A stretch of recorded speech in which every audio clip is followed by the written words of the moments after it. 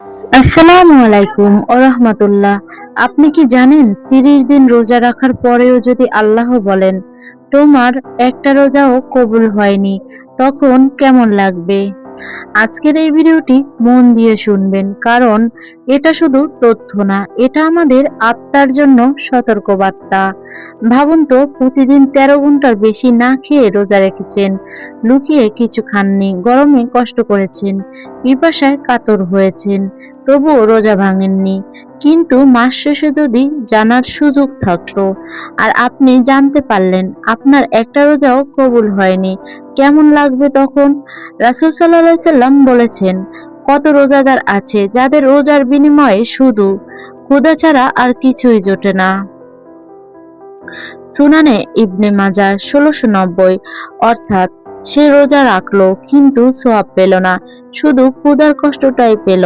কেন এমন হয়? রাসূল সাল্লাল্লাহু আলাইহি সাল্লাম আরো বলেছেন,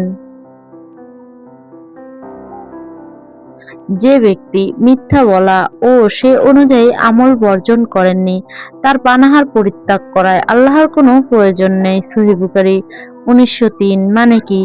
রোজা শুধু না খেয়ে থাকার নাম না, রোজা মানে নিজেকে বদলানো। রোজা মানে চরিত্রকে সুন্দর করা, সমাজের বাস্তব চিত্র।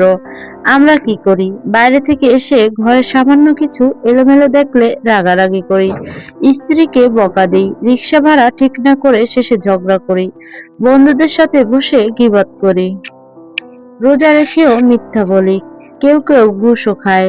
তারপর ভাবি আমার রোজা ঠিকই আছে। কিন্তু রাসূল সাল্লাল্লাহু আলাইহি সাল্লাম বলেছেন, এমন রোজার আল্লাহর কোনো প্রয়োজন নেই। ভাবুন তো, আমরা কি সত্যিই রোজা রাখছি, নাকি শুধু না খেয়ে থাকছি? তাহলে কিভাবে রোজার পূর্ণ সওয়াব পাবো? ১. মিথ্যা ত্যাগ করতে হবে। ২. গীবত ত্যাগ করতে হবে। ৩. কাউকে কষ্ট দেওয়া বন্ধ করতে হবে।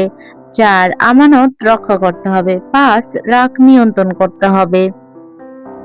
রাসূল সাল্লাল্লাহু আলাইহি সাল্লাম বলেন, যে ব্যক্তি তার চরিত্রকে সৌন্দর্যমণ্ডিত করেছে, আমি তার জন্য জান্নাতের সর্বোচ্চ স্থানে একটি ঘরের জিম্মাদার। সুনানে আবু দাউদ ৪৮০০। সুবহানাল্লাহ! একটা সুন্দর চরিত্র আর বিনিময়ে জান্নাতের সর্বোচ্চ স্থানে ঘর। রমাদান শুধু ক্ষুধার মাস না, এটা আত্মা শুদ্ধির মাস, নিজেকে বদলানোর মাস, আল্লাহর কাছে প্রিয় বান্দা হওয়ার মাস। আসুন আমরা শুধু পেটের রোজা না, চোখের রোজা রাখি, জিহ্বার রোজা রাখি, হৃদয়ের রোজা রাখি। আল্লাহ যেন আমাদের রোজা কবুল করেন, আমিন।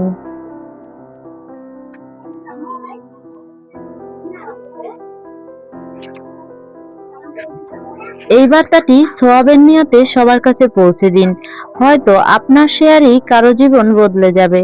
ভিডিওটি ভালো লাগলে লাইক দিন, কমেন্ট করে আপনার মতামত জানান এবং এমন আরো উপকারী ভিডিও পেতে চ্যানেলটি সাবস্ক্রাইব করে পাশে থাকুন।